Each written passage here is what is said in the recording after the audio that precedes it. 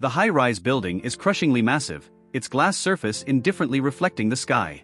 On the wall hangs a stretched banner announcing interviews for civil service candidates.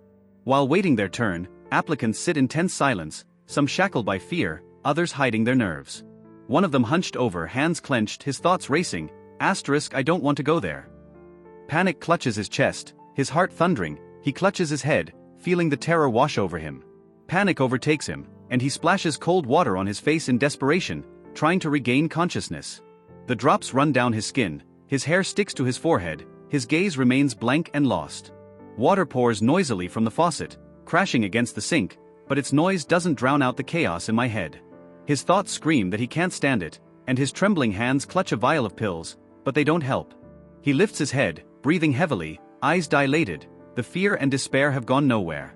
Maru stares at the sparrow outside the window, but suddenly a strange, unsettling sensation overwhelms him. The bird turns sharply toward him, its gaze becoming frighteningly meaningful, and angry words ring out in his head. A sharp attack of panic comes over him, his legs give out, and he leans heavily on the sink, trying to breathe. There is a news broadcast on the TV, reporting that 4 tourists are missing in Gangwon-do province. Maru stands in front of the machine, telling himself he can handle it, his name in his mind. Maru reflects on his life, thinking of himself as an ordinary guy who is struggling to find a job. 5 years of trying for failures, but now he has finally reached the interview stage. The woman at the door announces his number and he flinches abruptly, realizing it's his turn. Jumping up in his seat, he loudly announces his presence, while someone nearby stares indifferently ahead. Clenching his fist, he resolutely tells himself that he definitely won't fail this time. Maru steps forward, a mantra in his head, you can do it, you can do it. A man in a suit sits at the table, his posture imperious and his glasses reflecting the light ominously. Maru swallows, feeling a drop of sweat trickle down her back, tension rising. The interviewer asks him calmly but firmly why he wants to become a civil servant. Straightening up, Maru replies that he wants to do good for society, but his voice trembles. Maru, with a strained smile, talks about stability, a good salary, and a desire for a quiet, predictable life. The interviewer, leaning forward, asks a direct question. What would he do if the boss made a mistake? Maru confidently answers that he would honestly point out the mistake, but in his mind he decides to keep silent. The next question sounds simple but makes him tense. How's your communication? He nervously admits that he's not good with people, but mentally lies about how social he is.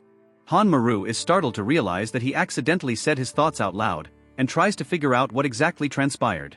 The interviewer, ignoring the awkwardness, calmly informs him that this is the last and final part of the interview. With a twinkle of his glasses, he asks a serious question. Tell me about the most difficult time in your life. Maru smiles strangely, assuring that he hasn't had any particular difficulties, but inwardly screaming that this interview is a nightmare.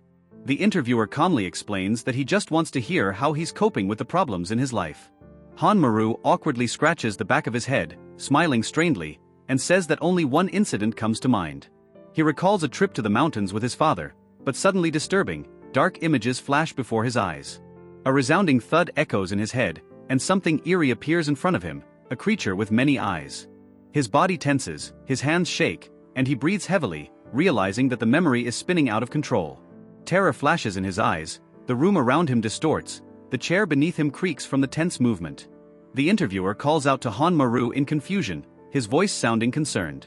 Someone shakes him by the shoulders, trying to bring him to his senses, but his body remains tense. Maru presses his lips together, his face pales, nausea comes up inside and he can barely contain himself.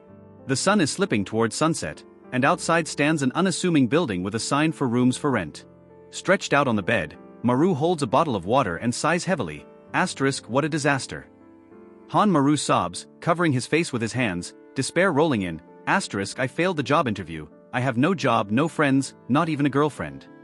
A sharp knock on the door makes him flinch, the noise resounding in the empty room. He slowly opens the door, frowning, and sleepily asks who's there. Standing over the threshold is a tall figure whose sudden scream causes Mara to recoil in fright. With fury in his eyes, the guest demands an explanation as to why Maru hasn't answered the phone.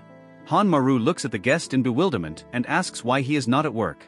The guest puts his bag on the floor and calmly explains that he just brought him some food. Maru immediately perks up and asks excitedly if there is meat in the bag. But when he hears that there is only kimchi and beans in the bag, his excitement immediately fades. The guest squints, noticing something strange, and looks around the room suspiciously. There are empty noodle cups, crumpled napkins, and scattered clothes on the table. Maru happily rummages through the bag of food, while the guest looks around the mess in disgust. Surveying the chaos in the room, the guest irritatedly asks how anyone could ever live in such a pigsty. Dropping his bag, he looks at Maru and suddenly asks how the interview went. Maru lowers her head, mentally repeating that she can't admit to throwing up on the interviewer. The guest forcefully slaps Maru on the back, confidently stating that he will do well next time. Maru cries out in surprise, rubbing his shoulder as the guest rummages through his things. Without looking, the man holds out an envelope of money to him, saying it's a small pocket money. Maru stares at the envelope in silence, pressing his lips together and blinking to keep his emotions in check. Blushing, he quickly pushes the money away, muttering that he is an adult and earns his own money. The guest insistently holds out the money, and Maru grudgingly takes it and thanks him. With a wistful expression, the guest mentions the shaman, hinting that he may have been right. He looks directly at Maru and says firmly that he must go to the mountains. A small port stretches out on the coast, with neat houses surrounding it.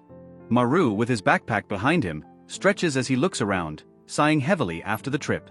Maru sighs tiredly, looking at the familiar landscape, unable to believe he was here again. Green hills rise before him, and quiet, almost deserted buildings stand at the foot of them.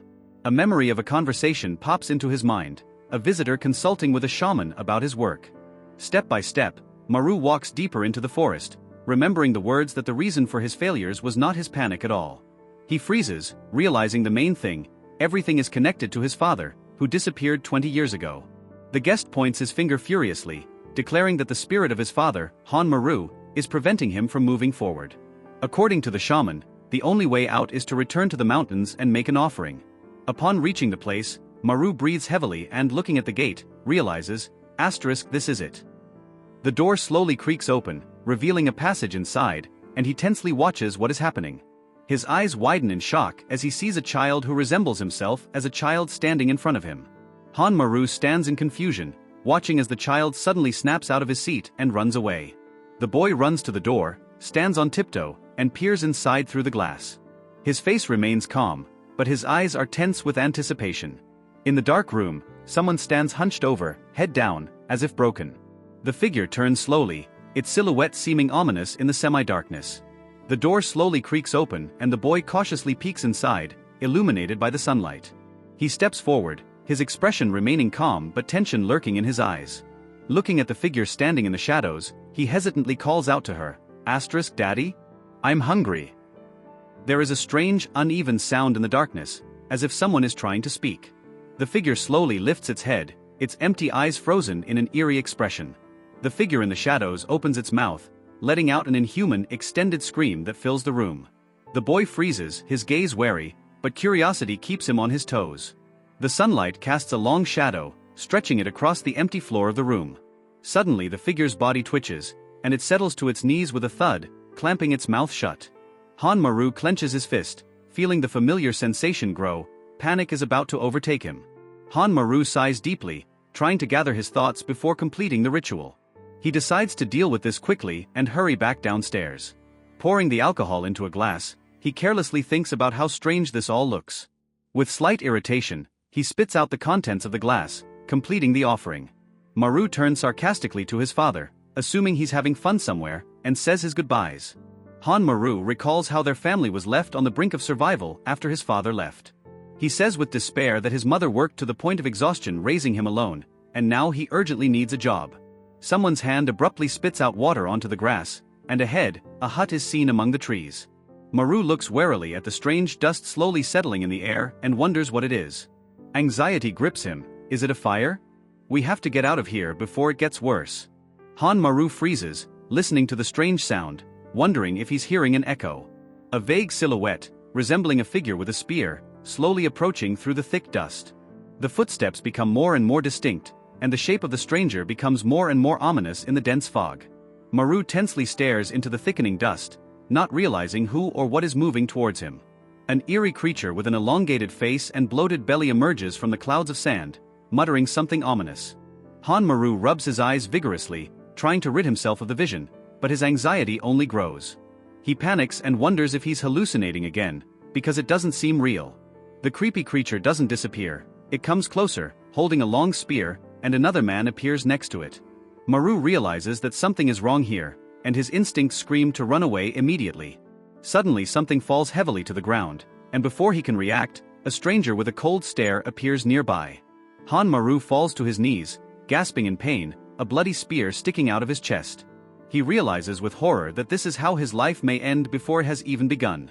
A bitter thought flashes through his mind. He has studied and worked so much, but he has never been able to enjoy life. But maybe death is even for the best? At least he wouldn't have to think about debts and work anymore. Suddenly, the image of his mother flashed through his mind, and he screamed her name with desperation before the world plunged into darkness. Maru gritted his teeth, his body trembling in pain, but rage and implacability rising inside. He swayed, barely keeping his balance, breathing heavily and clutching the bloody spear with his hands. A thought flashed through his mind: it was too early to die, he couldn't just give up. The monster grinned at him with a menacing growl, its sharp teeth gleaming in the darkness. The creature bowed its head, slowly opening its maw, and wheezed an ominous phrase: "Safety first and foremost." The monster rips through the air with a savage roar, and an ominous light flashes in its open maw. Maru freezes, eyes wide open as he notices something strange within that abyss. In the very depths of the monster's mouth, an eye eerie green, hypnotically mesmerizing, is glittering. Maru realizes with horror that what he sees before him is not just a monster, but something far more sinister. Suddenly he is grabbed roughly, and he panics as he tries to break free, screaming for the vile creature to let him go. The monster pounces on Maru, its bloody teeth gleaming in anticipation of a brutal reprisal. Maru's consciousness fades, his body weakens, and the last thought flickers through his mind: he's going to pass out. But suddenly something inside him screams, demanding, "Eat it." And the voice sounds like an order. He tears his lips apart with a roar in a furious scream, his body tensing and his blood pulsing in his veins. In the next instant, its mouth fills with flesh, and the gushing blood stains everything around it scarlet. The eye inside the monster forcefully pulses as if alive, emitting a mysterious hypnotic power. A frightening vision flashes before Maru, thousands of distorted faces staring back at him from the purple abyss. The creatures in this nightmare wriggle, arms outstretched toward him, their mouths distorted in wild, frantic screams. Two burning eyes appear out of the gloom, piercing stares, their presence impossible to ignore. An ominous whisper resounds in the silence: "Come back! Come back! Come back!" And Maru wonders in horror who is speaking to him. Maru sees nothing and decides that he's probably dead, and the foul taste in his mouth is the taste of death. Through the void, a voice calls out to him, and someone's muffled question about what he's doing here. His eyes open abruptly, and he finds himself lying on the ground with blood on his lips. With a sharp intake of breath, he jumps up, startled to see two strangers standing in front of him. Looking around in panic, Maru demands an explanation. Where did the monster disappear to, and why is there no trace of yellow dust? The stranger angrily grabs Maru by his clothes, demanding that he repeat exactly what he saw. Maru confusingly explains that yellow dust appeared in the air, then he was attacked by a monster, and then, his stomach was ripped open. But when he examines himself, he is confused to find that his body is intact, though he remembers exactly how he was pierced. The man in the colorful shirt casts a wary glance at his companion, clearly suspecting something. She calmly replies that Knuckles' alarm went off yesterday, but immediately went off, and she thought it was a glitch. Maru sits on the ground, examining his body, and concludes that he may have killed the monster himself. The woman reasons that even if someone received Knuckles' blood and acquired his powers, it's impossible to use them immediately. Maru touches his chest when he suddenly notices small dust particles falling off his clothes. The man in the colorful shirt looks straight into his eyes and asks him seriously if he remembers what happened yesterday. Maru slowly looks up, confused, repeating the question as if trying to fish the answer out of his memory. Maru stares at his phone screen in horror. It's the next day, and he doesn't remember it at all. He realizes with wild surprise that he has been unconscious for a full 24 hours after the monster's attack. The woman reasoned that if he had survived the encounter with Knuckle, he must have somehow absorbed its power. The man in the colorful shirt only smirks, confidently stating that Maru will learn everything, just as they once did. He then abruptly throws an arm around Maru's shoulders and suggests that he join them, hinting at something more. Maru looks at the man suspiciously, not understanding exactly what he means by join. A view of the city spreads out before him, cozy houses with blue roofs surrounded by green hills. A flag building stands proudly above the streets, its sign reading, "A city filled with love." A large banner reading, "Special Civil Service welcomes new members to the orientation." Maru sits among the new recruits, next to a man in a colorful shirt and another guy in a strict suit. Maru looks around anxiously, not sure what is even going on here or why he is in this place. A light falls on the rows of recruits from upstage, and he is puzzled to realize that he is attending a special forces orientation. He looks at the people around him, their faces are tense, their gazes downcast, and he gets the feeling that something is not right here. Maru bites his finger nervously, shivering, everyone around him is acting too strange, and it makes him uncomfortable. Suddenly, the door swings open with a bang, and a woman in an austere suit and heels enters the room with a confident stride.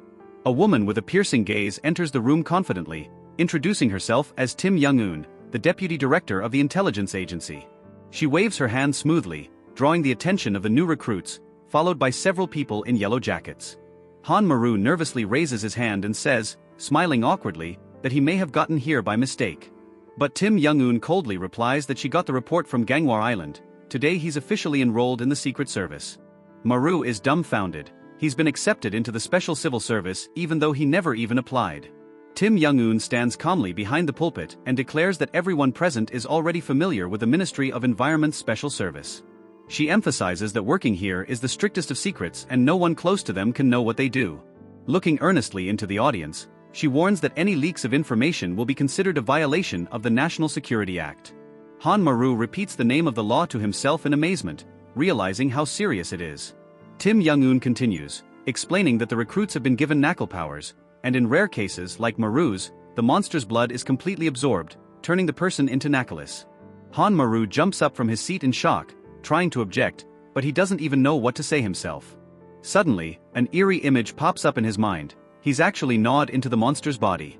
Tim Young-eun nonchalantly explains that knuckles only appear in deserted mountainous areas. Where they appear, the air is filled with yellow dust, the concentration of which determines the threat level. The higher the level, the more dangerous the knuckle, and the strongest of them pose a deadly threat. Tim Young-eun looks around the room and asks if Eden Sunwoo is present, to which he calmly raises his hand. She smiles approvingly and informs him that he received his powers from a level 7 initiate, making him very valuable. Eden Sunwoo bows politely and replies that he will try his best to live up to the expectations placed on him. Tim Young-eun pulls out a document from a folder, pausing as if about to announce something important. Then her gaze drifts to Maru as she asks with interest what kind of power their new knuckles has acquired. Maru scratches the back of his head nervously and says with an uncertain smile that he doesn't know anything about his powers. Someone snorts contemptuously, and Maru notices Eden Sunwoo covering his mouth with mock amusement, clearly amused. Anger boils up inside Maru. It looks like Eden is laughing at the fact that he's only a level 1 knuckles. But he quickly dismisses the thought, deciding that none of that matters. The important thing is to get out of here as soon as possible. Suddenly, the air in the hall begins to shake, and there is a huge sound as everyone panics and jumps out of their seats. Tim Young-eun announces with a satisfied smile that the knuckle alarm has gone off, and the timing is perfect. Dense forests and mountains can be seen in the distance, where the recruits now rush to, ready to test their strength. She decisively commands them to go up into the mountains, for this is a chance to demonstrate their abilities in real combat. Maru follows the others, doubting more and more what is happening to him. Something strange has been happening to him since yesterday. But he knows one thing, he has to get out of here before he gets deeper into this, or there's no turning back. Maru gasped, feeling his heart pounding in his chest and one word in his head, safety. He walked forward slowly, gritting his teeth and forcing himself to focus. He needed to come to his senses first. But suddenly everything went wrong. The air was filled with the damned yellow dust again, and his eyes widened in annoyance. Someone's shadow appeared in the dark swirl of sand, its footsteps sure, as if this chaos didn't bother it. As the figure stepped closer, Maru frowned. What the hell was wrong with her arm? Maru gazed into the approaching figure and noticed her face. The wounds, the burning gaze, the confidence in every movement. His eyes widened, his heart skipped a beat. Something about the sight threw him off balance. Something massive plopped loudly in front of him, making the air shudder with the impact. He exhaled involuntarily, dumbfounded, asking himself what the hell that even was. Off to the side, several people watched silently, their faces remaining impenetrable. Several people in strict suits turned around when a loud voice demanded their attention. A woman announced with a confident smile that their field training was starting right now. She explained that this knuckle, although it looked imposing, was actually the weakest one possible. Then added that Chana Kong had stuck a blade into his brain, so there was nothing to worry about. Chana Kong shifted her gaze to Mara while someone whispered asking if he really killed Knuckle alone yesterday. Chana Kong looked at Maru carefully, wondering what kind of power he had since he was able to kill Knuckle alone. The woman in the suit abruptly commanded everyone to use their abilities and engage in battle. Maru went cold, terrified as he repeated their words to himself, "Fight him." The frightening image of the monster flashed before his eyes, and he shuddered, wondering who was even capable of standing against such a thing. A sharp pain pierced his chest, and his breathing hitched. Damn, it was that damn panic attack again. His chest squeezed even tighter, and a strange question rang in his head. Why did he suddenly feel hungry? Maru was struggling to breathe when something dark descended smoothly from above, making an ominous sound. The creature slid down like a predator freezing before lunging at its weakened prey. He stood, breathing heavily, hesitant to raise his head, but sensing an approaching presence. A low growl sounded from behind him, and fear gripped his body. It was right behind him. The creature's eyes flashed, its jaws parted in a ghastly grin, and its voice commanded, "Eat this." Maru was barely on his feet, muttering one word to himself, "Hunger. Too much hunger." Suddenly, his body twitched, he raised his head and cried out in desperation that he was starving to death. A sharp tap on his shoulder made him freeze, cold terror rushing through his body. The man in the suit smiled and asked, chuckling, if he had really just cried. Maru gave a strained chuckle, quickly wiping his face and awkwardly excusing himself that he probably just had an upset stomach. The guy in the suit wrinkled his nose, rolling his eyes and thinking with disgust at how pathetic he was. He sighed tiredly as he took a step to the side, mentally cursing his fate for being stuck amongst worthless people. Maru rubbed his stomach confusedly, trying to realize what it was. After all, he had been starving a moment ago. A loud voice brought everyone back to reality. A woman in a suit stood erect and demanded attention. The woman in the suit confidently announced that she would explain the basics first before they started using their powers. She pointed to the thick dust around them and explained that the amount of it depended on the strength of the initiate. With a slight smile, she pulled out a knife and without hesitation, she ran the blade across her hand. She reminded them that they all had the powers of Knuckle and could heal within that dust. But then her voice grew colder. Serious wounds were fatal anyway, so they'd better be careful. The woman calmly explained that their powers only work within the yellow dust, and when it dissipates, everything goes back to normal. The guy in the suit looked at her irritably, mentally scolding, "They're going to talk while the Knuckle is right there." He looked away and thought about how it wasn't really the abilities themselves that mattered, but how to use them. His voice became quiet and thoughtful as he muttered, "Let's see," and made a smooth motion. Then he bit his lip and the dark liquid flowed down his tongue, enveloping his mouth in a strange shimmering trail. A thick energy surged around the man in the suit, his eyes sparkling and an eerie aura enveloping his body. He calmly explained that it was worth it to create a wound and let the yellow dust into the bloodstream as he could begin. A moment later, his fist slammed into Knuckle's body with a deafening crack, breaking his bones.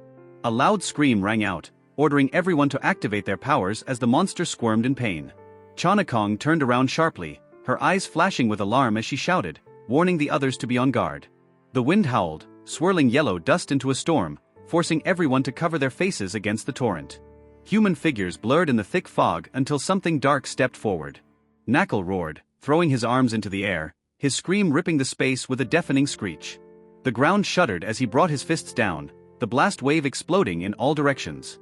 People screamed, their bodies jerked backwards as the scathing blasts of wind swept them off their feet. Chana Kong rushed forward, but a sudden movement of a hand stopped her right where she stood. The woman in the suit blocked her path and sharply ordered her not to interfere. Chana objected irritably, saying that it was too dangerous for beginners. However, the woman only grinned, saying that if they couldn't handle such a beginning, they would soon perish. Off to the side, the creature slowly cocked its head, sniffing the air, and then jerked sharply, as if sensing something interesting. A gust of wind kicked up dust, and everyone froze when the Knuckle suddenly focused his attention on one man. Maru tensed, his voice trembling with panic. Why was it looking at him? The creature lunged forward, its sharp claws ripping through the ground, leaving a scarlet trail behind it. In the next instant, the spear pierced the air and slammed into its body with a thud. Maru cried out in pain, clutching his bloody shoulder, and hellish agony coursed through his body. Maru clutched the wound on his shoulder, each throbbing jolt of pain echoing in his temples. He looked up and saw Knuckle fly into the air, his body arching in a terrifying leap. With a loud thud, the monster landed, the ground shuddering beneath its massive feet. Maru froze as Knuckle slowly rose before him, a huge shadow looming overhead. Their gazes met, a wide toothy grin, saliva dripping, and pure hunger in the beast's eyes. Knuckle's clawed paw swiftly tore forward, the air howling with its movement. The ground beneath him trembled, a network of cracks, as if foreshadowing impending disaster. Suddenly, someone in armor covered in chains came down on the monster with force. Knuckle roared, his body shuddering as the iron shackles dug into his flesh. Off to the side in the shadows, lurked a new figure with burning eyes, the wielder of the Knuckle centipede's powers. Someone's dark figure swiftly snapped out of its seat, approaching Knuckle with a lightning-fast dash.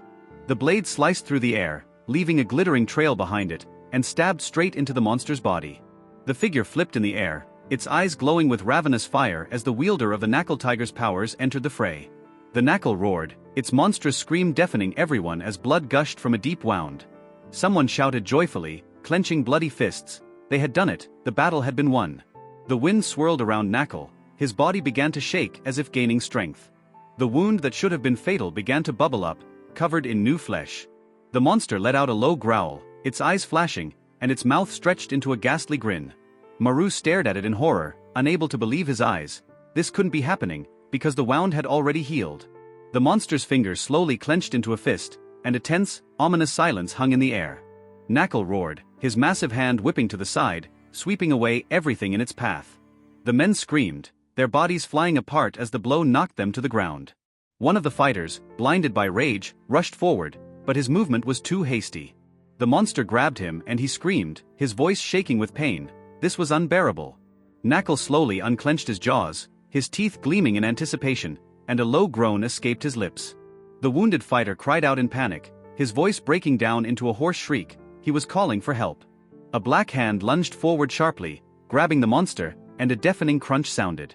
The warden roared, his bones breaking and his face contorted with pain and rage. The man in the suit stepped forward, his eyes cold, and the screen read, "The powers of the beginning behemoth." The monster swung its arm, recoiling backwards, and squealed as the new opponent got in its way. The man in the suit clenched into a tense stance, his voice cold in the air. Die. Knuckle lurched forward, but in the next instant his neck was twisted by a powerful jerk. The body shuddered, dark blood spurted in the air, and the monster's head snapped off with a meaty sound. The helpless body collapsed to the ground, kicking up dust, twitching lifelessly one last time. One of the fighters muttered stunned that he had just decapitated it to keep it from creating dust. Maru grinned, disappointedly muttering that he had hoped to try out a few more moves, but was thwarted. Kong stepped forward furiously, shouting his name sharply, her eyes flashing with anger. She accused him of breaking her blade, freeing Knuckle and putting everyone in danger. Maru didn't even flinch, calmly challenging her. She had no proof after all. The next second, he was roughly grabbed by his clothes, and the tension in the air became unbearable. Kong angrily shouted out that she would break his finger again to see if it would affect her blade. The woman in the sports uniform clapped her hands approvingly, saying that it was always nice to see persistence, even if it was wasted time. She suddenly stopped talking, frowned, and muttered in mild surprise that something was wrong. Her gaze slid over the group of people, and she realized that someone was missing among them. At that time, someone was rushing swiftly through the forest, breathing heavily as they ran. The running guy was shouting in panic that there was no way he would kill the monsters in the special service. His breathing was hitching, his heart was pounding, and only one thought resounded in his head: run to survive. Suddenly he braked sharply, nearly tripping when something ahead caught his eye. He raised his head, eyes widening in horror, and a terrified scream escaped from his throat. A woman in a strict suit said disappointedly that he was not fit for duty, since he was running from Knuckle. Eager to understand her suspicions, Kong frowned thoughtfully as she recalled what had happened earlier. It seemed strange to her that it was as if the warden had purposefully chased after this newcomer. The woman in the strict suit sighed tiredly and ordered Kong to find the fugitive, noting that something was not right here. Kong carefully looked around and noticed that although Knuckle was dead, yellow dust was still in the air. The woman raised an eyebrow in surprise, agreeing that it was indeed strange as the dust slowly settled around them. The newcomer froze, breathing heavily, and stared in horror at the strange gate that hadn't been here before. There was a muffled roar from within, and then the thick yellow dust swirled, filling the space with an ominous energy. Suddenly, something burst out of the gate, a ghastly figure with a distorted face and bony fingers reaching forward. It was followed by another, equally frightening, as if it had come straight out of a nightmare. The newcomer drew back, cursing in despair. He had just escaped from one monster, and now a new one had appeared. The newcomer cautiously peeked out from behind the bushes, tensely scrutinizing the space in front of him. To his surprise, the place where the monster had been was now empty, as if it had disappeared. He breathed a sigh of relief, but was still wary, wondering if it was really gone.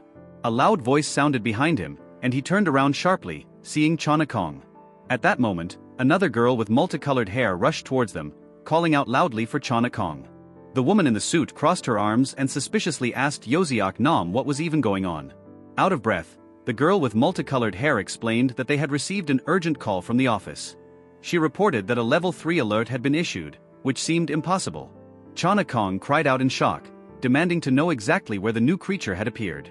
A warning sign hung at the edge of the forest. Entry to this area was strictly forbidden. Someone's strong hand squeezed the warning sign as if it had no meaning. The next moment, it was abruptly ripped off, violating the boundary of the forbidden zone without the slightest hesitation. The newcomer threw himself desperately to the side, but lost his balance and slid into a tumble. He screamed in panic, begging for help, his voice trembling with terror. A fierce roar came from above, and he collapsed with a crash, nearly losing consciousness. An old building appeared in the distance, and the newcomer's hope flashed, he could hide there.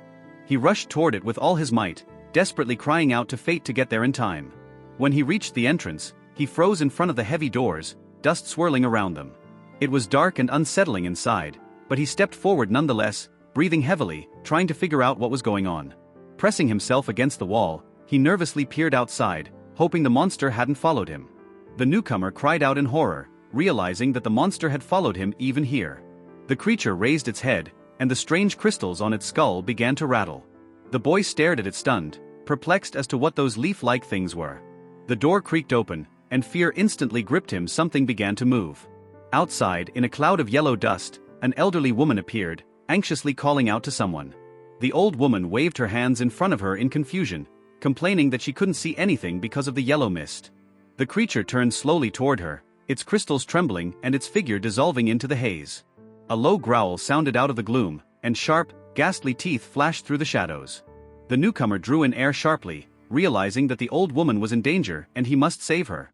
But he immediately froze in panic. He had no powers. What should he do? The newcomer clenched his fists, remembering the warning, if the wounds are fatal, you can die for real. His hands trembled, fear slamming into him with renewed force, he could die.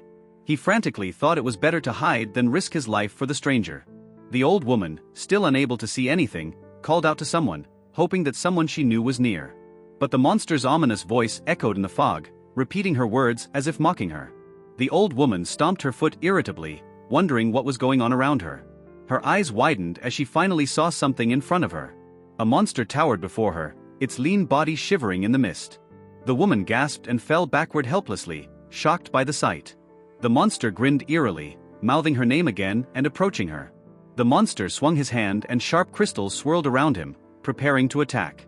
Suddenly they flashed blindingly, illuminating the yellow mist with a brilliant light. The old woman clenched her fists, blinking in surprise as something inside her awakened. The newcomer stepped forward through clenched teeth, stepping decisively between her and the threat. He leaned toward her with a nervous smile and asked if she was all right. The old lady smiled weakly, saying she was fine, but her voice trembled. She looked at the guy in horror, noticing his hand pouring blood. He collapsed heavily to the ground, squeezing out words about her needing to run. Bending over in pain, he thought bitterly that he was apparently losing either way.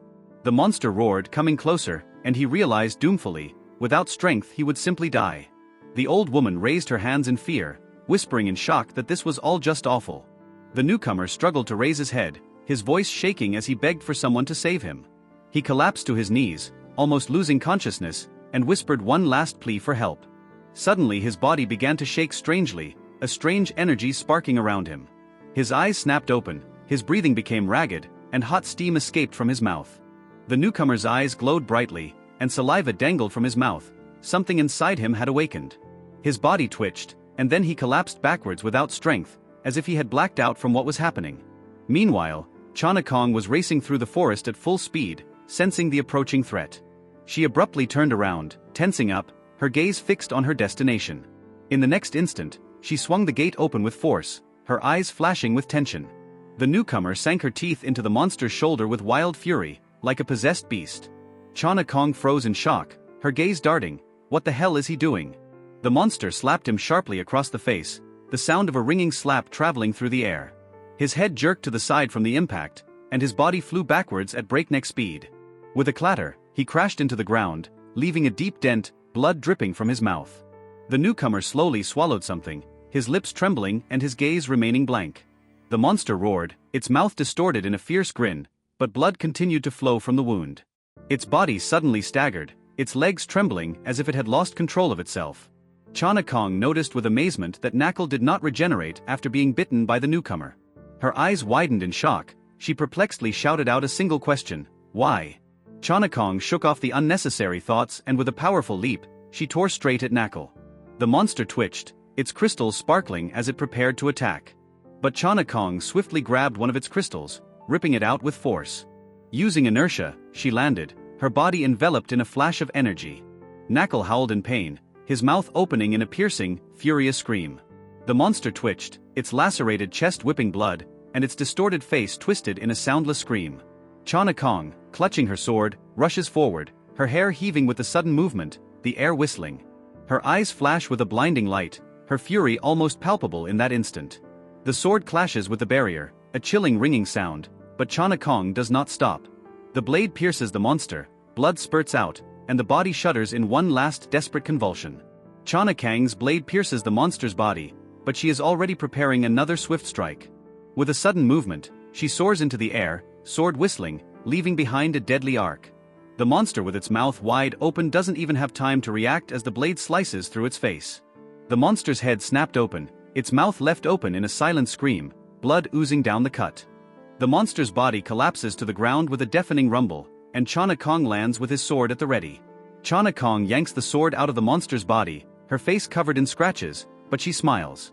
The monster shudders one last time, its body settling down, disintegrating into pieces as if losing all its strength. From above, she can be seen taking a step to the side, and an elderly woman appears nearby. Kong instantly kneels down in front of her, shakes her by the shoulders, and asks if she's okay. The woman barely opens her lips, her eyes blurred, but she hears the girl's voice. The older woman blinks and asks in confusion what just happened. Kong replies with a warm smile that it was just a wild boar that ran away. She notices that people don't remember the monster, and realizes it's a trail vanishing effect. Kong confidently states that they are from the Secret Service and will take control of the situation. The woman wishes her luck, Kong bows in return, and the door of the house closes behind the old woman. Kong turns around abruptly, her gaze cold and wary, as if she senses danger. Someone's heavy footsteps sound closer and closer, breaking the silence, a voice uttering an indefinite but. The man in the motley shirt looks at Kong and wonders what is wrong with this newcomer. He is amazed. The wound that should have remained has already healed and his arm has fully recovered. Unable to contain his rage, he explodes with a scream, cursing furiously, his face contorted with anger. The guy clutches his phone, stares at the screen incredulously, and exclaims in shock that work starts tomorrow. Flashes of memories come flooding back to him, nightmarish images of monsters and battle flash before his eyes. He sits up tiredly on the bed, moaning that he doesn't want to go because he hasn't recovered from the previous day yet. Abruptly falling back onto his pillow, he loudly declares that there is no way he is going there. With a grim expression, he lies in the dark, thinking that this job is definitely not something he needs that badly. The guy squints his eyes, contemplating, but there's not a hint of doubt or worry on his face. He snorts, throws back the blanket indifferently, and says with indifference that he doesn't care. Turning onto his side, he wraps himself completely in the blanket, intending to just sleep. Somewhere in the darkness, the phone slowly drops, dissolving into the thick, ominous gloom. A bloody vision flashes from the depths of darkness, a swarm of horrible creatures baring their teeth, pulling clawed hands. A voice from the nightmare demands to return, and the boy jerked out of the dream, gulping loudly for air. He breathes heavily, sitting up on the bed, clutching the blanket as the shivers leave his body. Looking at his palms, wet with sweat, he thinks irritably that he's been haunted by this feeling since orientation. Turning around to the warm light outside the window, he mumbles incredulously that it's already morning. Walking over to the window, he quietly opens it and warily looks out. The boy stares out the window stunned. In the distance the mountains are blazing, devoured by fierce flames. Through the crackling fire, thundering footsteps are heard, a distorted figure moving in a curtain of fire. A giant monster with a glowing stone body emerges from the flames, viciously baring its ghastly fangs.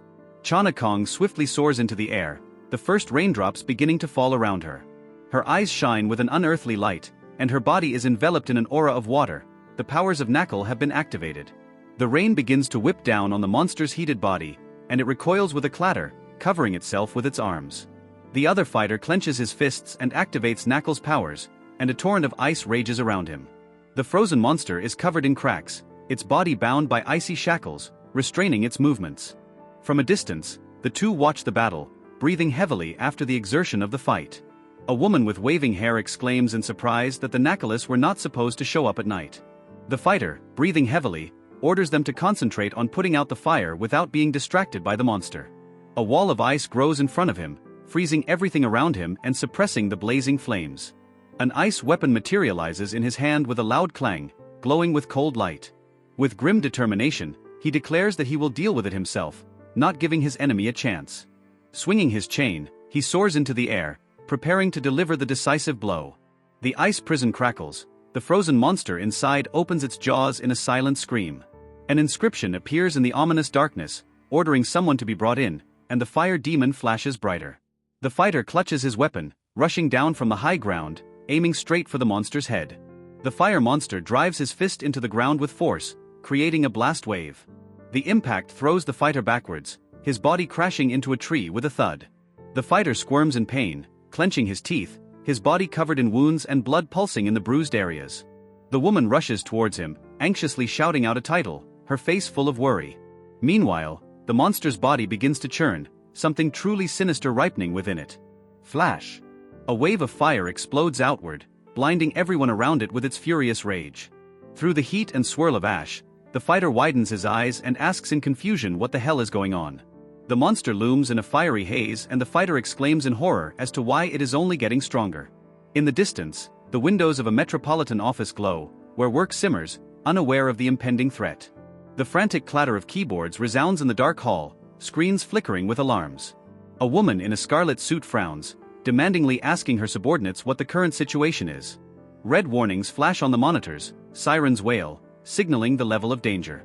A panicked operator reports that the attack has hit 20 mountains simultaneously across the country. The screens display data, the pattern of Nakali's appearance has changed, it is no longer random chaos. The woman in red is startled to notice that this has never happened before, but started after the orientation. Another staff member reports that an emergency call has come in from the head of the Busan office. Someone's hand presses the communication button, and the system emits a short beep. A voice in the earpiece answers that Deputy Director Yu is speaking, saying Young-eun's name. Myung-sik-bae from Busan smiles nonchalantly, asking when she's going to visit them. She irritably massages her temple and abruptly interrupts him, demanding to get straight to the point. Myung-sik scratches the phone with his fingernail and reluctantly informs him that a portal has opened on Mount Jumjong. A huge golden passage shines in front of the group of people, and it's been left open for 3 days. Young-eun shouts out in rage, has the flow of monsters not stopped yet? Myung-sik-bae tiredly replies that they've been killing them over and over again, but the ones keep coming out. A new cloaked figure emerges from the portal, its movements swift and ominous. The wounded fighter breathes heavily, recognizing that their team is on the verge of exhaustion. The creature beneath the hood smirks in the shadows, its sinister smile gleaming through the gloom. Someone's voice anxiously asks why the portal won't disappear and if they've been able to figure out the cause. The cloaked creature slowly opens its mouth, making a hoarse, unintelligible sound. The translator reports that the Knuckle has been muttering something the whole time, uttering strange words.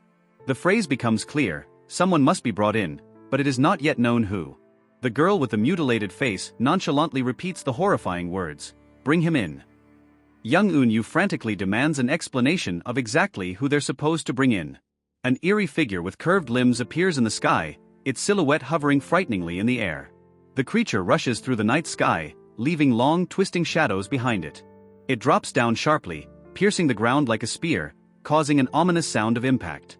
Myung-sik-bae, holding the phone, frowns and dryly replies that he doesn't know a damn thing himself. The fighter stares at the monster, tensely muttering that whoever is needed should come soon.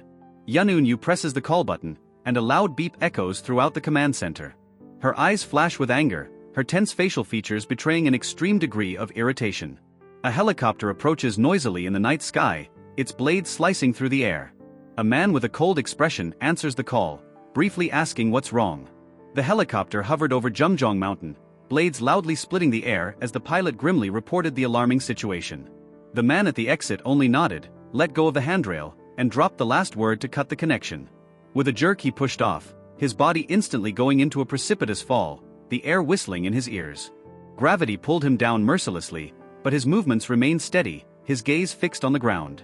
A blinding flash ripped through the sky, heralding a collision, and a dark silhouette disappeared into the depths of the night. The dark silhouette was rapidly approaching the ground, the air whistling around it, creating a tearing effect of space. A moment later, the body crashed into the ground with a thud, raising a cloud of dust and leaving a deep crater. There were cracks, the ground hissed, and a tense, almost ominous silence hung in the air. Suddenly something changed. The man's gaze flashed with determination, and space began to distort around him. The silhouette slowly rose into the air, sand crumbling from his clothes, and a huge moon shining behind him. Maru landed softly on the roof, his footsteps sounding muffled, dissolving into the silence of the night. The silhouette against the huge moon looked ominous, drawing the attention of the people below. The woman turned around sharply, squinted her eyes, and asked anxiously where it had come from. She waved her hand, warning him that it was dangerous to stay there, but he didn't move. At the same instant, the monster burst out of the darkness, its tattered hood flying open, revealing an ugly maw. The monster scowled, revealing a row of sharp teeth, its vicious snarl vibrating through the air. The woman below watched in horror as strange streams of energy rose upward, portending danger. The monster soared through the air, rushing downward at a terrifying speed, its movement swift and abrupt. In the next instant, it swooped down on the woman, who flew aside, hitting the ground painfully. The ominous figure hovered above her, his long cloak fluttering, giving the eerie impression of impending doom. Maru spread his arms out to the sides, and the space in front of him crackled, tearing in half. The vortex of energy spread out in a wave, and the monster's ugly flesh began to distort under its influence. A moment later, he lunged forward, his punch ripping through the air, leaving a violet trail behind him. The monster twitched as it realized the damage it had taken. Under the moonlight, the monster froze, blood slowly oozing from its split body, trickling down its mangled skin. The monster's body collapsed to the ground with a thud, blood spilling over the stone slabs. The men in yellow uniforms watched with shocked faces, unable to believe what had happened. One of them recovered and praised everyone for their good work, but his voice sounded uncertain. Maru calmly stepped forward, assuring them that he would handle it from here, giving them a break. The girl asked the captain in shock who it was, and the captain, eyes shining, called him their savior. The captain smiled proudly, declaring that the newcomers didn't realize a true legend stood before them. Maru silently turned around, his movements smooth but filled with an intimidating confidence. He slowly raised his hand, clasping his fingers together, and calmly announced that it was time to call it a day. Lines of energy emerged on the ground, ripping through space with a crackling sound as he released his power. Purple surges burst forth, rushing into the unknown, their power splitting the air. Violet energy rumbled through the ground, snaking like a living thing. It rose into the sky in powerful columns, illuminating everything around with a ghostly glow. Rays of energy reached the moon, splitting space, and the air vibrated with tension. The people below watched the scene, puzzled as to what those black rips were. One of them thoughtfully remarked that this was the first time he had seen such a thing, even though he had heard of such powers. Maru tore the space in front of him, creating a dark rift where energy raged. A powerful stream of power erupted from it, rushing towards an unknown direction with a deafening whoosh. Somewhere far away, above Chonggyo Mountain, flames suddenly erupted, illuminating the night sky. The fire swiftly engulfed the trees, turning the forest into a raging wall of fire. A gigantic lava-covered figure rose from the red-hot heat, and the boiling air around it sizzled. The officer struggled to rise, breathing heavily, flames raging around him. Behind him stood his partner, with a grim face accepting his, as he thought, inevitable fate. The woman shouted desperately, urging him to get up and run, but he didn't move. The fiery beast roared, its maw open, revealing a row of fiery fangs. It threw its arms up and brought them down with a deafening crash, crushing everything in its path. The fiery giant struck several powerful blows, each one tearing the air with a blast wave. The officer tried to fend off the attack, but his fist only cracked as it collided with the incredible force. He was thrown backwards and slid across the ground, leaving a burning trail behind him. His gaze filled with rage and despair, a curse snapped through clenched teeth. The monster towered over him, and in that moment he realized, this was how he was going to die. The officer squinted, expecting imminent death, but suddenly something changed. The monster brought his fist up for a punch, but before he could bring it down, the air erupted with movement. Someone's hand slammed into the monster's chest with incredible force, instantly interrupting the attack. Maru effortlessly held his enemy back, his calm gaze not betraying any tension. In the next second, he threw the monster away with force, and it flew into the darkness, shaking the air. A blast of energy split the sky, and pillars of power rushed upward, causing the birds to soar in panic. The monster that had collapsed to the ground struggled to raise its head, its glowing body crackling from the blows it had received. Maru stepped forward, his gaze cold-blooded and his voice sounding as if none of this mattered. He calmly announced that it was time to sweep the other places, as if everything that was happening was just a routine job. With a sudden movement, he swung his arm, preparing to tear the space apart again and move on. Pillars of violet energy pierced the sky, completing the full spatial transfer process. Mount Sorak on Gangwon-do Island appeared in the distance, sheltered by the silence of the night. On the ground, the yellow uniformed officer groaned as he felt thin fingers digging into his chest. The creature raised its arm with inhuman speed, preparing to deliver the fatal blow. Sharp claws pierced his body, and with a painful cry, he choked on his own blood. Space ripped open, and the monster, along with its victim, disappeared in a pulsing stream of energy. Faults opened up in various places, jumping from Mount Muden in Gwangju to new coordinates. On Mt. Halla, people watched in panic, not realizing what exactly they were seeing. The creatures stepped through the distortions, their bodies distorted in streams of purple light. Soon, pillars of energy rose again over the forest, heralding the beginning of another massacre. The pillars of energy dissipated, leaving behind a silence broken only by a slight hissing in the air. At headquarters, the operatives anxiously reported that the yellow dust had disappeared in all regions except Busan. The deputy director only smiled, calmly assuring that it meant one thing: On had already arrived. Maru slowly raised his head, his gaze focused, his thoughts clearly forward. A group of monsters were already emerging from the shadows, preparing to attack. Maru calmly looked around at the monsters surrounding him and grinned as he noticed that they were all gathered. Violet energy enveloped his body, and he tilted his head and motioned for them to finally begin. The monsters roared, their clawed paws kicking up dust as they rushed to attack. His aura flared in response, and a powerful wave of energy scattered the enemies, tossing them into the air. He then slowly raised his finger and made a subtle gesture as if choosing his next target. Maru swept his hand through the air, leaving behind a glowing rift that cut through space itself. The purple line instantly swept through the rows of monsters, slicing their bodies in half. Blood fountained onto the ground, and the remains of the creatures crumbled in different directions. The officers on the sidelines froze in shock, their eyes widening in horror at the power they saw. One of the women trembled, screaming that she had never seen such power in her life. The fire monster lay on the ground, its glowing body barely moving after the powerful blow. Maru silently approached, leaning over the creature as if assessing its condition. The woman on the sidelines tensely watched the scene, calling for an interpreter to understand what was happening. Meanwhile, Maru calmly grabbed the monster by the throat, easily lifting it into the air. He coldly asked why there had been so many of them in the last week, but the creature only growled. The woman with her eyes closed tensed, her face contorting as she heard the strange answer. Maru squinted, repeating the question and demanding clarification as to who exactly was to be brought. The monster just kept saying the same phrase hoarsely, as if stuck on those words. The translator shrugged, explaining that other than these repetitions, he wasn't saying anything. Maru tossed the body to the ground indifferently, taking that as a sign that the conversation was over. The figure in the shadows looked down from above, voice sounding cold and ruthless. If the enemies didn't retreat, they would all have to be destroyed. The man's face was bloody, deep cuts disfigured his skin, and his eyes were a mixture of pain and anger. He wiped the blood away slowly, as if such wounds were nothing to him, and with unwavering calmness agreed to continue. The portal raged before him, flames billowing as if alive, and someone had said firmly that it had to be dealt with. The wounded man, breathing heavily, dropped to one knee, but his gaze remained sharp. He wasn't going to give up. Maru brought his palm down sharply on the ground, and a powerful wave of energy erupted from under his fingers. The power surged upwards, forming a gigantic pillar that flashed with a dazzling radiance. The energy continued to bubble, enveloping the gate as the magical aura expanded, filling the space with rumbling vibrations.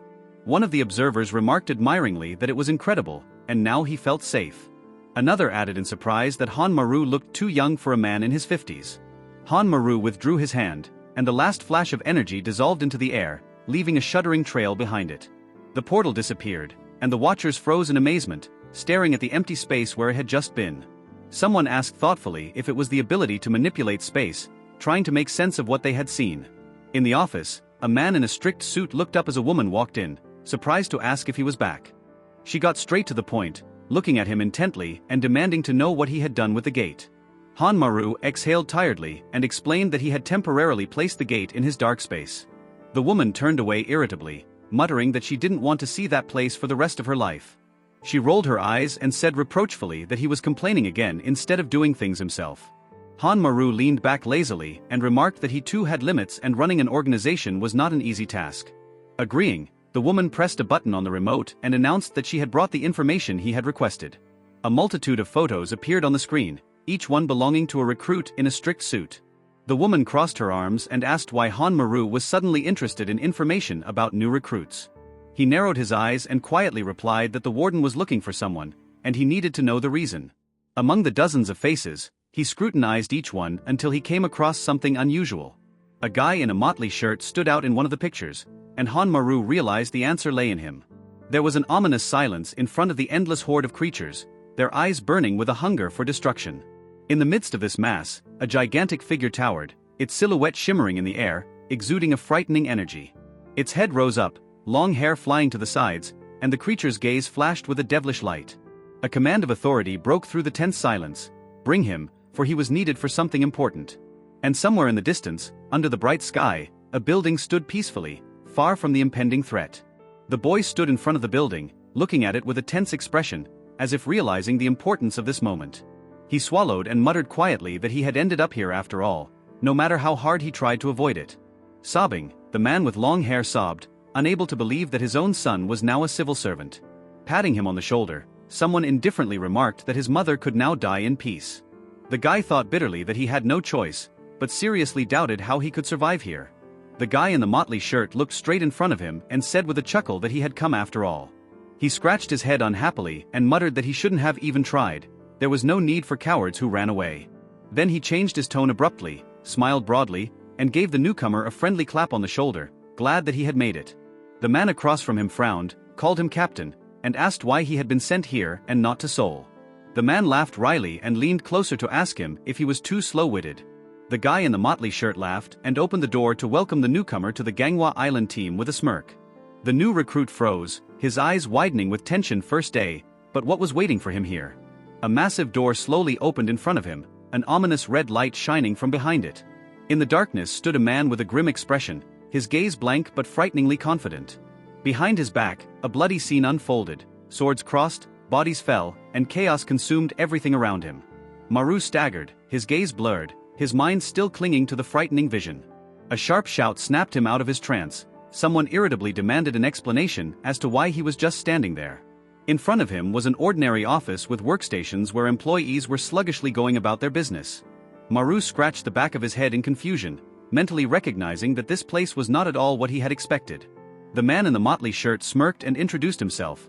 His name was Go, the captain of the Ganghwa Island team. Go nonchalantly pointed at the man with glasses, introducing him as Chi-Won-yoon, an officer with 7 years of experience.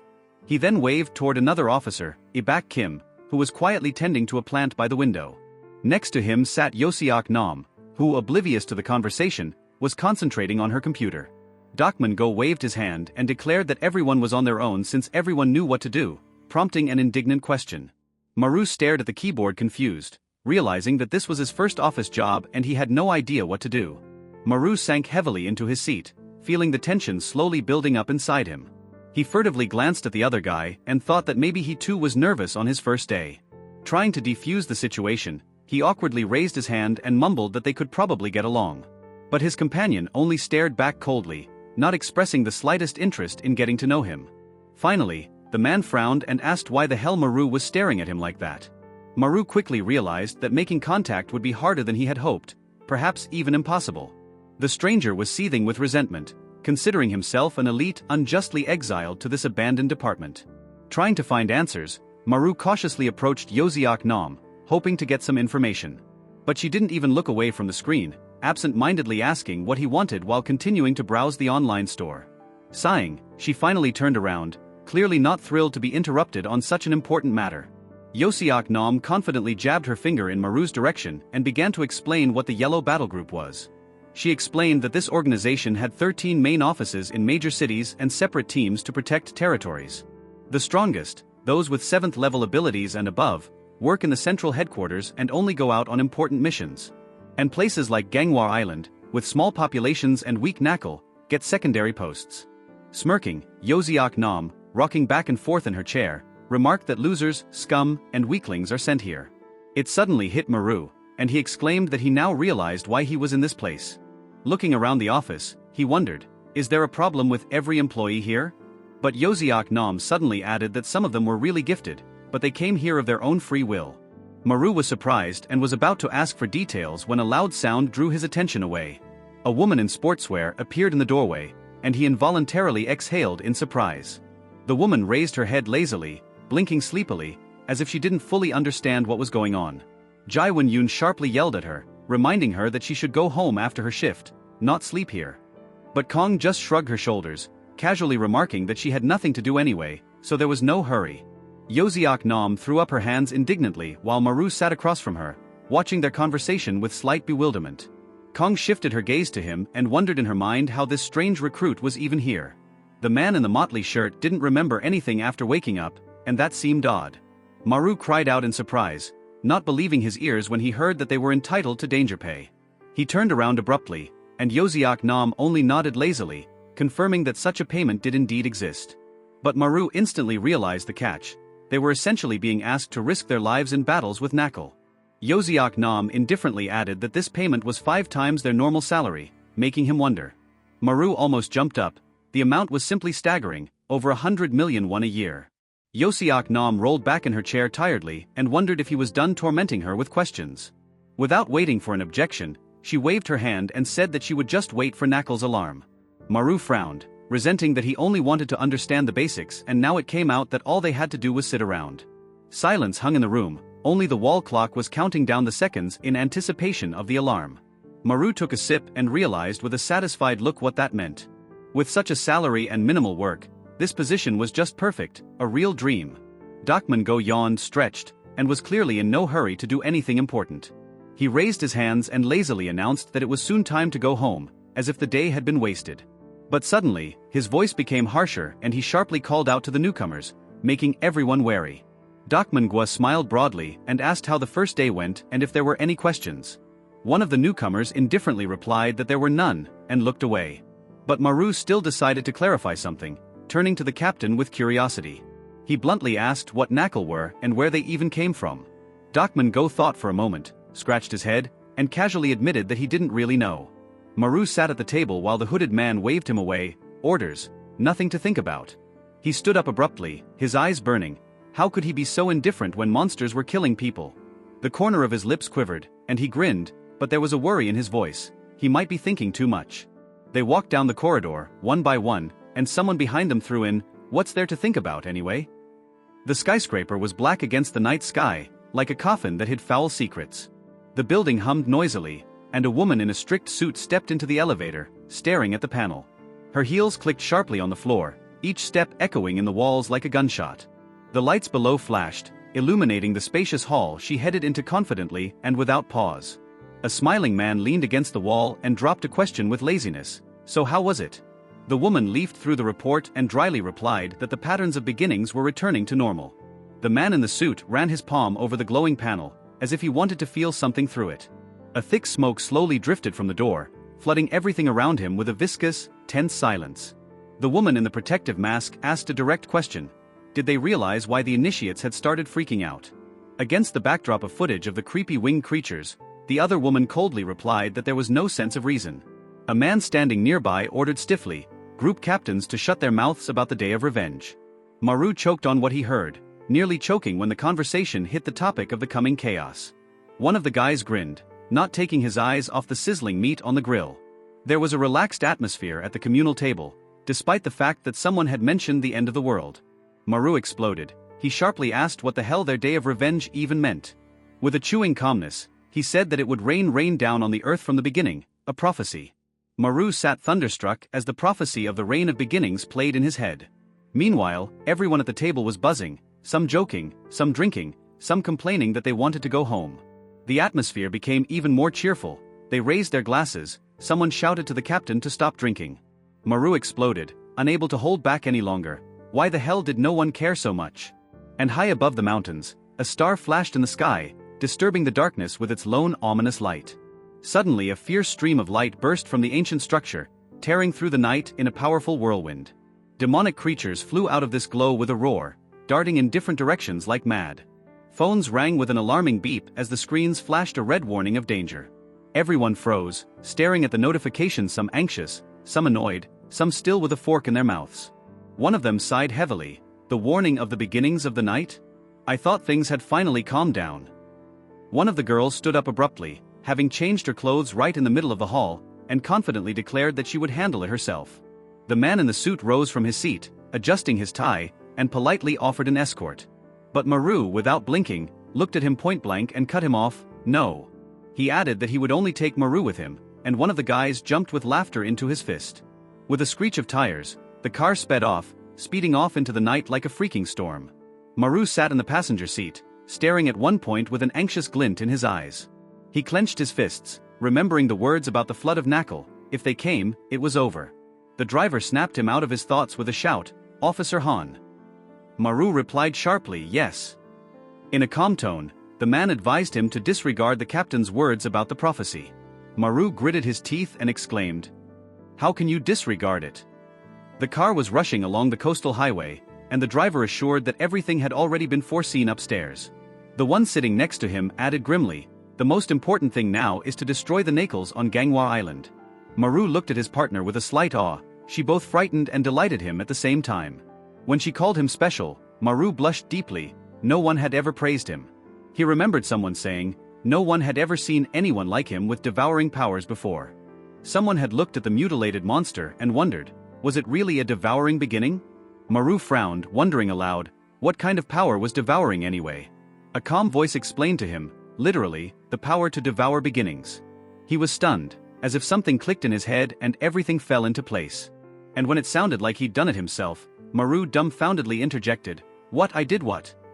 The monster's huge maw opened, exposing ghastly teeth and a long slippery tongue. The powerful bite crunched into the flesh with a crunch, ripping out a chunk as if breaking the creature itself. The girl coldly ordered, "Quiet," while it began to squeal and wriggle in agony. Maru screamed in panic, looking at the piece of meat in horror. "Does he really have to eat that?" She explained with a smile, "Once you bite a beginning, it no longer recovers, and that's fine." She pointed to another beginning and with cold certainty she threw in, "Try eating this one." Maru sighed heavily, looking at the flesh in his hands in disgust, but remembered Kang's words about his strength. He tried to talk himself into it, "Just imagine squid. It's almost like seafood." Gathering himself, he roared with desperate determination and sank his teeth into the slimy flesh. He froze, chewing with his eyes goggling and an expression of utter horror mixed with disgust. The girl pounced on Mara, demanding that he not pull and grip the meat properly. He screamed in terror, but he finally sank his teeth into the flesh under her pressure, his whole body shuddering. Nearly twisting his stomach, he struggled to hold back his vomit as it was already getting light on the horizon. Exhausted, Maru collapsed face down into the keyboard, whispering through a groan, "This is going to kill me someday." A co-worker nearby chuckled and asked if he really threw up every time, like a new recruit. Maru turned around abruptly, throwing in a defiant, "So what?" Not wanting to justify himself. The guy in front of him boiled up, he can't go out in the field, and it's all because of Maru. He jabbed his finger at his chest, accusing, "Kong keeps dragging you around and I'm idle." A guy passing by threw back a contemptuous, "Useless boy," which infuriated Maru. Clenching his teeth, Maru exhaled, he was right. He should pull himself together and stop being a burden. The siren wailed throughout the base, the alarming sound piercing the walls and instantly raising panic. Khan was the first to react. She shrieked Maru's name and rushed towards him. But he wasn't at his workstation. The chair was empty and everything looked disturbingly calm. He sat alone in the restroom, hunched over and exhausted, exhaling tiredly as if the whole world was pressing down on his shoulders. Clutching his head with his hands, Maru shouted to himself, "How the hell can you eat these knuckles?" Maru took a deep breath and bitterly thought that he had certainly gotten the most disgusting power. Staggering down the corridor, he had already thought of an excuse. "I'll skip today, maybe tomorrow will be easier." But as soon as he stepped out, Khan saw him and exclaimed loudly, almost knocking the soul out of his body. She squinted her eyes and coldly asked, "Were you hiding in the toilet?" Maru immediately made a face and muttered that he might have bitten off something rotten at the start. And well, it didn't feel good. Maru looked at Kong with a confused look, and she sighed and faltered, not immediately choosing her words. She bluntly said that he didn't seem to be fit for the job, and his face went blank. Khan added that having powers didn't mean you had to become a special servant. Against the backdrop of the night street, the alternative sounded, "You sign a non-disclosure and live under surveillance." Maru fidgeted, wondering about privacy, but Kong coldly pointed out, with his psyche he wouldn't survive here. Kong looked at him coldly and retorted, peaceful people are dying because of people like you. She took a step closer and said firmly, if you can't work, leave before it's too late. Maru didn't move when her feet came to a halt, as if she were imposing a sentence. She muttered that the department was already short on people and they needed every desk. Turning around, Kong walked off down the hallway, and Maru was left standing there, gritting her teeth in silence. The silence in the hallway was broken only by Maru's footsteps, which echoed in the empty space. The office was bustling with work, everyone was in place, busy with routine as if nothing had happened. The guy in the shirt looked around and wondered if anyone had seen Officer Han. He frowned. Maru was still listed on shift, but he was nowhere to be seen. Meanwhile, outside the city by the bridge, the landscape opened up quiet and peaceful, as if alien to anything disturbing. Maru stepped out onto the bridge, looking at the water as cars whizzed by. It was as if he had fallen out of the world. He stretched and muttered that maybe Khan was right, better to surrender than to be killed by the beginning. Sighing, he pulled out his phone and decided he should call his mom and tell her he quit. Looking at the water, he picked up the phone and quietly said, we're all going to die soon anyway, what does it matter? But he suddenly froze when he heard a voice, Mom, where are you? He became alarmed. In the past moment, Kong Soo-ho was alarmed to see that the connection with the phone had broken. John Do-yoon with a serious face announces that he has arrived at Inwonsan, while nearby Han Eugene waves cheerfully. Kong Soo-ho is annoyed, almost yelling into the phone. He clearly told him not to go into the mountains. Young Do-yoon wrinkles his nose at the strange yellow dust in the air, and he asks hoarsely what the hell is going on. Kong Soo-ho yells into his phone in a panic, but after a brief beep, the screen says the caller is no longer available. In the previous shot, Kong Soo-ho is startled to realize that the connection with Han Eugene has suddenly dropped. Breathing heavily, he repeats out loud, she was talking about yellow dust in the mountains, and it's scary. At this time, the team on Inwonsan is getting a briefing, Class 5 level, everyone is ordered to be careful. One of the staff turns around at the noise in the fog and says with surprise, "Ha! Something is wrong." Before they realize it, one of them abruptly grabs hold of someone and an ominous rumble rattles over the trees.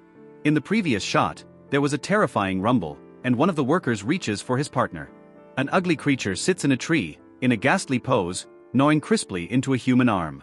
Its fangs tear at the flesh with a ghastly sound, blood gushing out in streams. The scene is saturated with brutal savagery. The creature slowly raises its head, its mouth covered in blood, and an ominous light flashes in its eye. Kong Soo-ho runs in panic, screaming in terror, while one of the survivors shakes, gasping in fear. In the previous moment, one of the workers was shivering in panic and the eerie sounds of an attack could be heard all around. He stares in horror at the corpses of his comrades and mutters that not even a level 5 monster would do such a thing. His partner, breathing heavily, comes running in late and activates the ability. His clones appear all around. The captain yells for Soul to call for help, and he instantly rushes to execute the order. But right behind the dense foliage, amidst clouds of dust, hangs a sign, "No entry, federal territory." In the previous shot, the worker ran for help, and the sign warned of the forbidden zone. In a puff of dust, an old phone booth, the only connection to the outside world, opens with a loud click. One of the employees shakes the receiver desperately and shouts that cell phones don't work in this yellow muck. In a sunny metropolis, inside a tall building, an urgent signal comes in. The team on the Inwonsan is requesting emergency assistance. A woman in a strict suit shows a map. If the monster breaks through from the green zone to the tourist zone, it's going to be fucked. In the previous shot, the woman in the suit warned that if the monster breaks out, there will be a disaster. The streets of the city are in the usual bustle, but the voiceover coldly states that civilian casualties will not be avoided. The monster emerges from the shadows, and in the next second the city turns into a bloodbath. The camera pauses on a bloody child's backpack, shock, horror, and a heartbeat. A woman with purple hair screams furiously that there is not a second to lose. The team rushes into action. In the previous shot, the team has gone on a mop-up mission and a bloody tragedy has already begun in the city. Kong Soo-ho rushes down the highway, tense to the max, eyes focused on the road. He jumps out of the car, thanks someone on the run, and immediately rushes to the mountain trailhead. A sign about the temporary closure of the trails hangs at the entrance, but anxious people are already crowding near it. Kong Soo-ho catches snippets of other people's conversations and freezes when he hears a child's voice asking, "Where's mommy?" In the previous shot, Kong Soo-ho hears a child's voice asking about his mother, and his face darkens. He resolutely tells the guard that his mom is still in the mountains and he urgently needs to go there. The officer tries to stop him, but Kong Soo-ho lashes out violently, ignoring the warning about dangerous creatures. He storms off with fury, running past the crowd and shouting that if it's about beasts, then it's the boss. On the slope, he clings to a stone wall and with his bare hands starts climbing up without hesitating for a second. In the previous shot, Kong Soo-ho starts climbing up the rock, clenching his teeth and not thinking of backing down. He continues to climb with his fists clenched and loudly asks his mother to hold on until he arrives. The yellow dust still drifts through the forest, filling the air with viscous anxiety and muffling the sounds. Han Eugene sits on the ground with a bruised leg and explains through the pain that she fell because of the damn dust. John Do-yoon silently turns his head upon hearing her voice and slowly removes his hat from his head. In the previous shot, John Do-yoon heard Han Eugene's voice and immediately turns around in her direction. He calmly says he's going to carry her down on his back, and she looks at him in love. Suddenly he freezes, noticing a vague silhouette in the fog, and squints, trying to see. A hand slowly appears out of the yellow dust, and alarm flashes in Young Do-yoon's eyes. Meanwhile, Kong Soo-ho bursts out of the dust and shouts that he has found his mother and calls out to her desperately. In the previous shot, Kong Soo-ho gets to the spot and shouts that he found his mom, gasping with emotion. He exclaims in surprise when he sees John Do-yoon and demands an explanation as to what he's even doing in those mountains. John Do-yoon shows his phone with a smirk. He just checked social media and figured it out. Kong Soo-ho frantically asks why he's not at work, but the answer is clear: it's not important right now. Kong Soo-ho's mother happily claps her hands and proudly confirms that this is her son, even though he's unpopular with women. In the previous shot, Kong Soo-ho's mother proudly boasts about her son, unaware of the impending threat. Kong Soo-ho goes into a screaming fit, demanding that she stop talking. She needs to get out of here right away. Young Do-yoon tenses up as a rustle comes from the dusty silence and leaves fall. The next moment, the creature appears in the tree with a jerk, and Kong Soo-ho is startled to realize it's here. He drops to his knees, breathing raggedly, and panic rips through him, again and at the damnedest moment. In the previous shot, Kong Soo-ho was on the verge of a breakdown, gripped by a panic attack before launching his attack. He clenches his fists and thinks in despair that he's going to pass out every time he sees the knuckle. He's useless. The people around him notice that something is wrong with him. He staggers and is about to fall down. Kong Soo-ho loses his balance and rolls on the ground, breathing heavily and clinging to the remnants of consciousness. Young Do-yoon sees this and yells his name, and in the next second, the monster rushes forward with a scathing motion. In the previous shot, the monster rushed forward with a jerk, and John Do-yoon screamed when he saw Kong Soo-ho fall. The creature rushes at a terrifying speed, raising a whirlwind of dust. Its target has already been determined. Han Eugene screams in horror and Young Do-yoon rushes forward, but the monster is already almost upon Kong Soo-ho. Kong Soo-ho, before he can fully rise, is hit by a powerful blow, his body tossed to the side like a rag doll. Young Do-yoon looks up, his heart sinking as he realizes he's too late and the monster is too close. In the previous shot, John Do-yoon realized he was too late, and the monster is almost to Kong Soo-ho. The monster growls and lunges, Kong Soo-ho yells "Mom," and at the last moment someone intercepts the blow. The ground explodes from the impact, and everyone freezes. John Do-yoon is standing in front of the monster. Kong Soo-ho is dumbfounded. The monster is wounded, with blades sticking out of his body, but he doesn't realize where they're coming from. Han Eugene looks at the beast in confusion and calls out to John Do-yoon, thinking it's some kind of strange animal. In the previous shot, Kong Soo-ho saw the wounded monster and was shocked. It was pierced by unknown blades. Han Eugene points to its head in shock, where the sharp blades begin to swirl around as if floating in the air. Kong Soo-ho throws his head back, dumbfounded as he watches knives flying around him, snatched out of nowhere. He panics, waving his arms, but Young Do-yoon remains silent as he has already realized what kind of power it is. From Kong Soo-ho's back, a blade suddenly starts to come out, ripping through his shirt, just like the one that started it. In the previous shot, the blade broke through Kong Soo-ho's back, and his body began to change. He freezes in the center, surrounded by flying blades, and tries to figure out how he controls this power. A scene pops up in his memories. He once absorbed a knuckle, tearing it to shreds. He is stunned by a hunch. Perhaps he is absorbing the powers of the knuckle he eats. Clenching his fists, he mentally decides that if he does it right, he can kill this monster. In the previous shot, Kong Soo-ho realized that he could control the power of the knuckle and use it in battle. The monster lies unconscious, and someone notices that it appears to be weakened, but why hasn't the Advancin team finished it off? Nearby, a shivering employee sits on the ground, and a man in a business suit approaches him. The new figures introduce themselves. One of them says he's Nero from the Seoul office, the other is Namble. Namble looks at the operative suspiciously and asks sharply how the hell he started to be able to get past him. In the previous shot, Namble questioned the survivor with suspicion, how such a creature got through security in the first place. The trembling operative warns in fear. This one started to kill the entire Inwanson team, every last one of them. Nero is surprised. After all, their captain is level 7, did that not help either? Namble is angry and yells what the hell is the power of this level 5, his attack mirrors his own. Meanwhile, Kong Su-ho wrinkles his nose as he looks at Knuckle and whispers what the flash was just now, something went wrong. In the previous frame, Kong Su-ho noticed the strange flash and sensed that something wrong was happening to the Knuckle. The monster tensed up, its body ballooned, and sharp blades began to emerge from its skin. It was copying. Now it was clear, it was a mirror beginning, capable of stealing and reflecting any power. Kong Su-ho watches in shock as his own weapon now hovers around the enemy, ready to attack. In the next second, the blades rush forward, he is thrown back, and blood and terror appear on his face. Young Do-yoon, bleeding, looks at the enemy and realizes with dismay, he has replicated its power. The creature approaches, making an ominous rustling sound, and with each step, the tension presses down like a slab of concrete. Jong Do-yoon wrinkles his teeth in pain and takes a punch right in the face, blood gushing. He whispers in a frenzy that it's some sort of mirroring ability, and rushes forward. As he cuts off his arm, the stump falls with a thud, his opponent repeats it exactly. Young Do-yoon makes a sharp movement with his hand while clenching his fist, and the enemy repeats the gesture exactly. He looks at his own hand in disgust and hisses at how vile and creepy it is. At that moment, he notices a woman being called out as Han, she's squirming in pain with a baby by her side. Jong Do-yoon rushes over to her, overwhelmed with anxiety, and panically asks if she's okay. He notices the open wound, and thinks with rage that normal people can't heal in yellow dust. The woman anxiously notices the boy bleeding and yells that he's bleeding. Jong Do-yoon guffaws, lifting his shirt sharply, saying he's fine, and tensely thinks that there's no one to help, he has to protect them. He turns around and notices the enemy rapidly approaching through the puffs of dust, preparing to attack.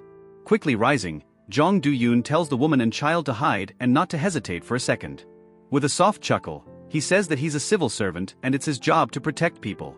Jong Do-yoon walks off into the dust without turning around, throwing over his shoulder that he'll be back soon.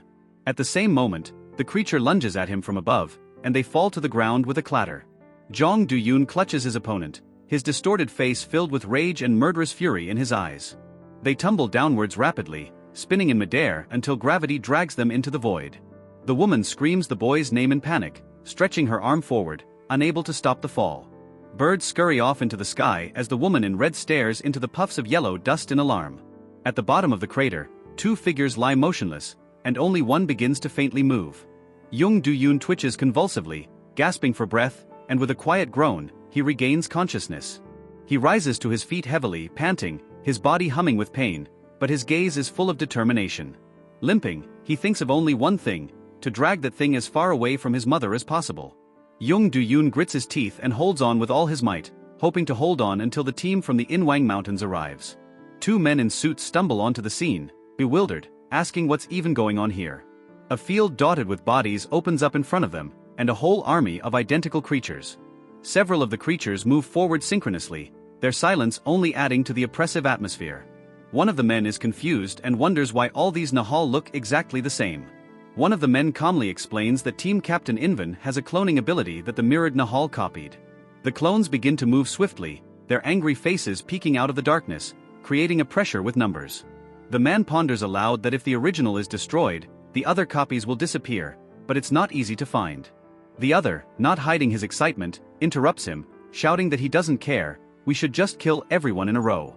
He rushes forward with a feral grin, fists glistening with energy, and he bursts straight into the crowd. The impact slams into the ground with deafening force, throwing his enemies into the air and scattering them to the sides. The bald man shakes his head indifferently, muttering that all that rage was completely unnecessary. As he watches the carnage, he frowns and concludes that there is no original among these clones. In his thoughts he wonders, if not here, then where the real one is hiding. At this time, one of the monsters gets hit with throwing blades, and John Do-yoon appears on the rock above. Cheon Do-yoon, wheezing in pain, is angry that this thing is so damn fast at recovering even from wounds. He limps over to the rock, irritated that this whole thing is starting to get wildly annoying. The disturbing words of the woman calling out to Mara and asking what's happening to him pop into his head. With rage, he shouts for the creature to not dare approach his mother and to stay away. He throws his blades with powerful force and one of Nahal's clones flies backwards from the blast of energy. One of Nahal's clones lands surrounded by a hail of blades, but remains intact and ready to attack. Young Do-yoon clutches his head in despair, cursing that the thing had copied all his moves. The enemy deftly deflects the throwing blades, showing the same movements as himself. In the next instant, sharp claws split the air and stabbed into Jong Do-yun's side with a wet crunch. Gritting his teeth, he roared through the pain, his face twisted with rage and tension to the extreme. Jong Do-yoon caves in from above with fury, driving his blade straight into his opponent's shoulder. The monster howls in pain, pulling the blade out of its body, and howls a piercing scream. Jong Do-yoon laughs as he raises his fist, happy that finally one punch has hit its target. The monster yanks the blade out of its flesh, grinning as if the pain only irritates it. The creature's body begins to distort, covered in strange cracks and waves. It changes again. Jong Do-yoon thinks with despair that they share the same power, but the creature recovers much faster. He grits his teeth and pulls the blade out of the wound, remembering the words Kong Soo-ho said. Han Yu-jin, standing over her lying partner, rebukes him for not listening to her. She looks up and he breathes heavily as he lies on the ground, completely exhausted. With a weary sigh, he admits that he's apparently not fit to work in the field. When Young Do-yoon turns away, Han Yu-jin reaches out to him as if about to say something. He intercepts her hand, and she notices, he's afraid he's going to get hurt again. Eugene explains that it's okay, inside the yellow dust, their wounds heal quickly. Jong Do-yoon adds grimly that the pain is still felt, especially when you get stabbed. Then he mutters that the power of eating requires eating cheeky, which makes him sick, and accidentally squeezes her hand. She cries out. Young Do-yoon, holding her hand, asks hopefully if there's no other way to fight. Han Yu-jin calmly replies that if you want to kill Cheeky, you have to slit his throat. But then he adds that his strength is still unstable, so he's just a backup for the team. Still, she notes with a slight smile that no one heals as quickly as he does. Looking confidently into his eyes, she tells him not to be afraid to fight Nahal. Jong Do-yoon wipes the blood off his chin and thinks with confidence that his healing is the fastest. He admits that thanks to Han Yu-jin's ability, he can now deliver truly deadly blows. But he adds grimly that his marksmanship isn't good enough to hit the creature's neck. Gritting his teeth, he decides that if he can't aim, he'll have to go another way. Meanwhile, Nahal looks at him ominously and says with a chuckle, "What's wrong, Maru?" Jong Do-yoon clutches his dagger and decides that he has only one way left to finish off his enemy. He leaps from a height, spinning in the air, and with a scream, he plunges straight at Cheeky.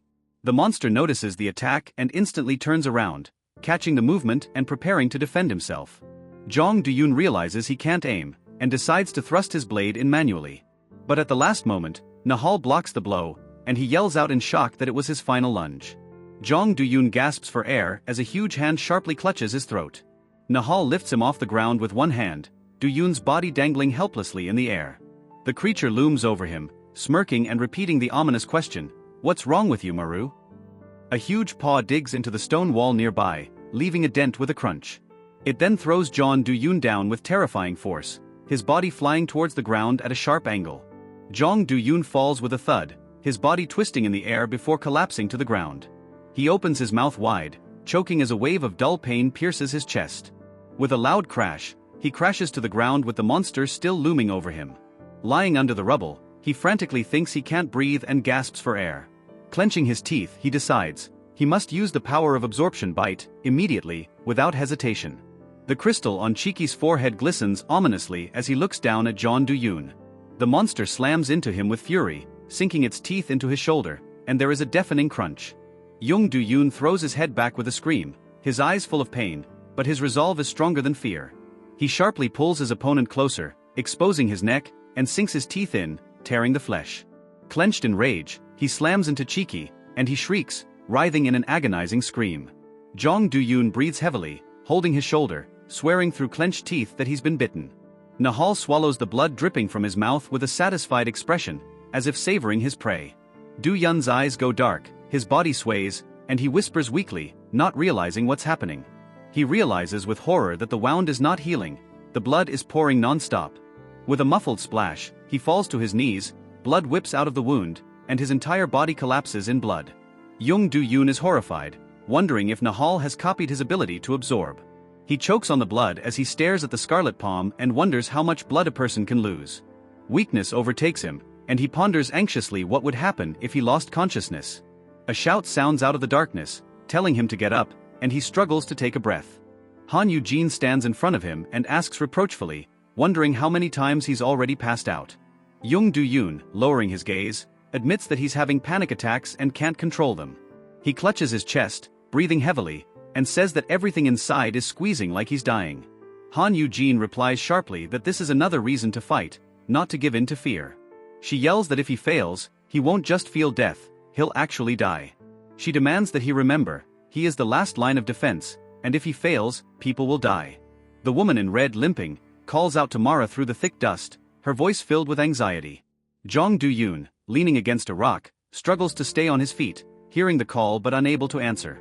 He breathes heavily, his face covered in sweat, and clenches his teeth, clutching the dagger tightly in his hand. The Nahal in a fighting stance stares at him, his body reflecting the light as if mocking his weakness. Han Eugene sounds in his head, if dying, at least take Nahal with you. Jong Do-yoon clenches his lips to blood, the rage inside bubbling up into a muffled snarl. With a shout, he rushes forward, his face contorted with determination, his gaze piercing through the enemy. He rushes straight at Cheeky, not slowing his stride, as if all pain had vanished. The monster strikes first, a sharp claw digging into his chest, piercing through. Do-yoon screams in pain, his eyes fluttering, but he doesn't retreat, clenching his teeth until they crunch. Gathering his last bit of strength, Jong Do-yoon snatches the blade upwards, raising it towards the sky with a jerk. The blade slams into the ground with a clatter, emitting a strange glow and freezing in midair. Nahal scowls, once again asking with a sneer what happened to Maru. At that moment, Jong Do-yoon abruptly grabs him, pinning him down with a dead grip. With a fierce shout, he yells now, eyes determined to see it through. The blades embedded in the wood and ground begin to tremble, as if answering someone's call. In the next instant, they burst out with force, rushing towards the center of the battle. Jung Do-yoon presses Cheeky against him, not giving him a chance to break free, as if in a deadly embrace. The monster opens its jaws with fury, preparing for a counterattack, but it's too late. Several blades pierce through both of them at once, blood flying in all directions as the fight reached its climax. Jong Do-yoon grits his teeth and endures the pain as the blades continue to pierce him and Cheeky. The creature's body soars into the air, dissected, and falls to the ground lifelessly with a thud. He breathes heavily, wounded, and stares at his defeated foe, clenching his fists. There is no more strength, he falls to the ground next to the body, his breath hitched, his hands trembling. With a weak but victorious smile, he whispers, "I did it," and his eyes glisten with relief. Jong Do-yoon lies exhausted next to Cheeky's dead body, debris and dust settling around him. The clones begin to scatter, dissolving into thin air, and one of the operatives notices it. He's surprised, asking if they managed to destroy the original since the copies are disappearing. The other calmly replies that the real one was killed somewhere else, not here. They turn around, and one of them wonders who finished off the real one then. Jung Do-yoon gently touches the wound on his shoulder and notices that it's no longer bleeding. He's relieved to think that now that the creature is dead, his body can heal again. A faint smile slides across his face, he admits what he thought, he definitely won't survive this time. He slowly rises and takes the first step, deciding that he needs to find his mother, she must be worried. But in the next second his gaze is frozen as he hears an eerie voice inside, "Eat." The sinister voice inside Jong Do-yoon's head yells, "Eat it." And his hand involuntarily reaches forward. He's stunned why he's only remembering this now, when it seems to be over. He imagines his father's voice ordering him to eat something, and that memory makes him shiver. He looks at the body of the defeated Cheeky, remembering how strong and dangerous he was. Now he realizes that if he eats him, he can take that power for himself. Jung Do-yoon recalls the words of the prophecy that a year from now, the world will be flooded with the rain of Nahals. He lowers himself in front of the body of his enemy, realizing that if he wants to protect his mother, he must become stronger. Without hesitation, he decides that if this is the way, he will go to the end, no matter what. Clenching his teeth, he begins to eat Cheeky's flesh, greedily devouring the power, forgetting his fear.